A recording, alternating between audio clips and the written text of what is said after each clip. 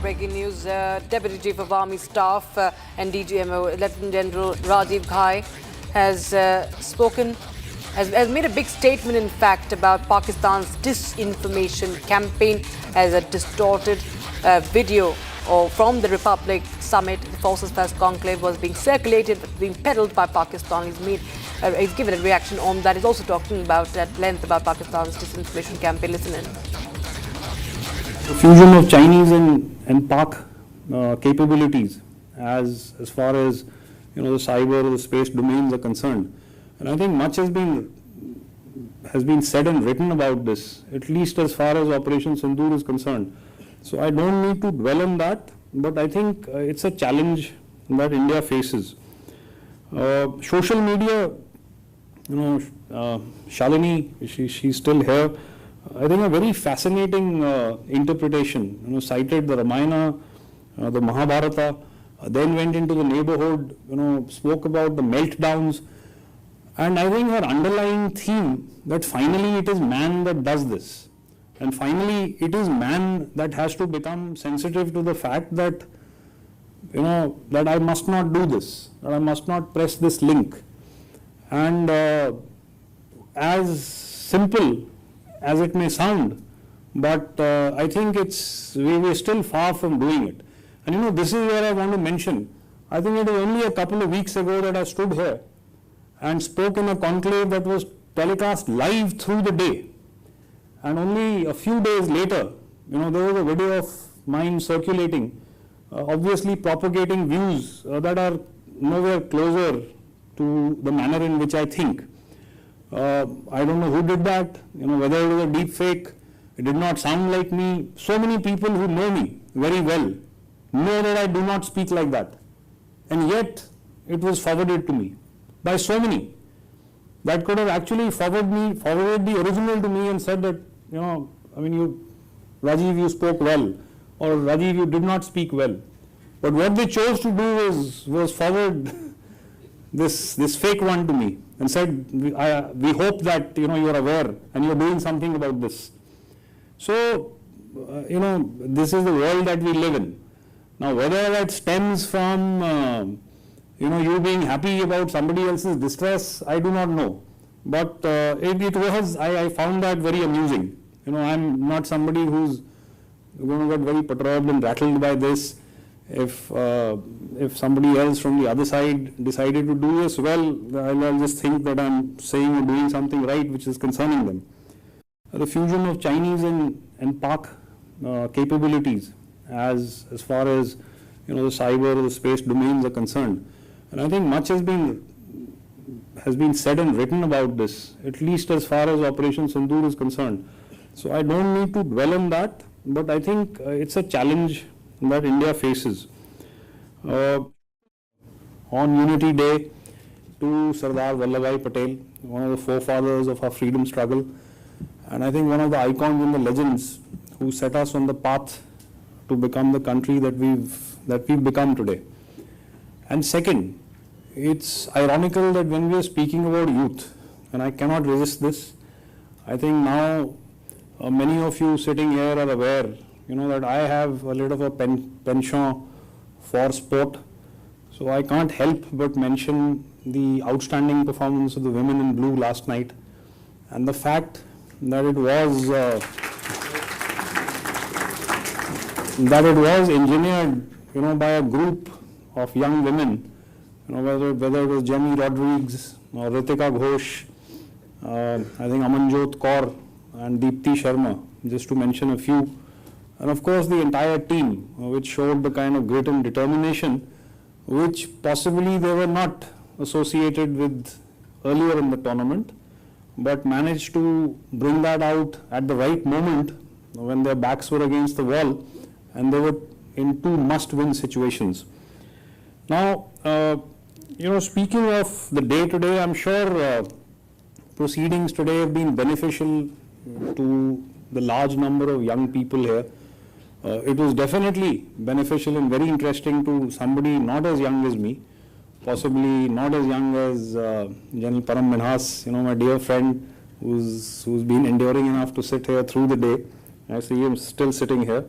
So, session by session, very quickly. Now, the first session, Future of Defense and Youth at the Heart of National Security. I'll start with, Major Radhika Sen, and she spoke about the dimensions of national security. But in her talk, the two aspects that really caught my eye were the fact that she spoke about national disasters and pandemics and whether youth could be involved. And I was thinking, I am the father of twin girls, one who's a climate change specialist and the other a microbiologist. And both are immensely aware and are situationally aware of situations that prevail in these regard. And therefore, her argument that can youth be involved in these aspects is definitely compelling, and it made sense to me. Her question about have you ever stopped a fake news spread, set me thinking. I sat there and introspected that, how many forwards have I done that I shouldn't have. Recently, I was kind of encountered with a problem that concerned me. I'll speak about that a little later. But largely, I felt when I did introspect that I think I passed the test, because I'm slowly getting to a stage, where I'm becoming the responsible citizen that I should be, which many of the speakers have urged our younger people here to aspire to be, to think and deliberate before you actually hit the button. Vrinda Kapoor spoke about the magnitude of data centers, spoke about Huawei, possibly the most valuable company in the world, and the fact that they could have used backdoors to get to the contract stage, was a little concerning.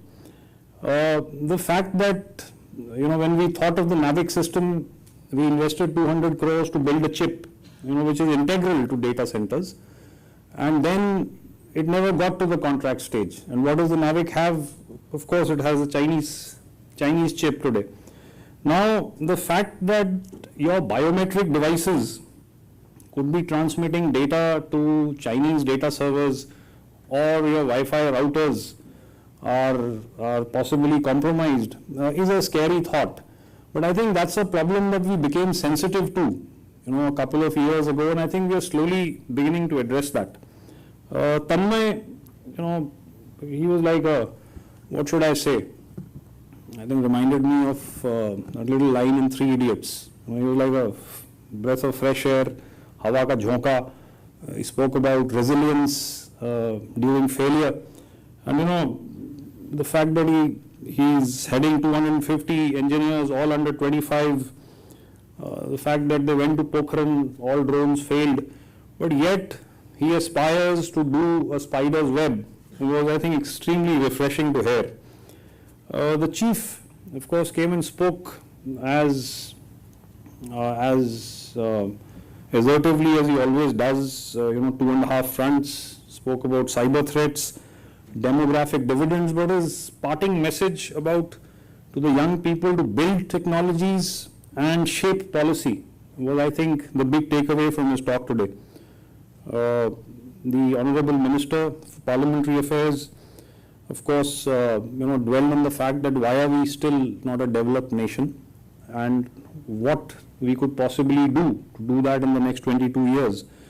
And I think we are extremely grateful to him for the fact that he acknowledged that the Indian Army is a unique force, while underlying the fact that how peculiarly he's been associated with it, coming as he does from the state of Arunachal Pradesh. Session 2, ladies and gentlemen, empowering youth for India's defense. Now, Aditi Prasad, very interesting line that every citizen is a soldier, even though not in uniform. And the fact that defense is a national resilience. I often hear our Chief of Army Staff speak about NCC cadets, but I think she took it a little beyond that. And, it's of course an aspiration that there will be such a sensitivity in younger people for them to be not only situationally aware, but to be involved in national defense. But then that is related to a certain culture, which is what the Honorable Member of Parliament spoke later in the day about. And that will slowly have to be inculcated. She also said that in grey zone, the first responder is the citizen. That's arguable, whether that happens or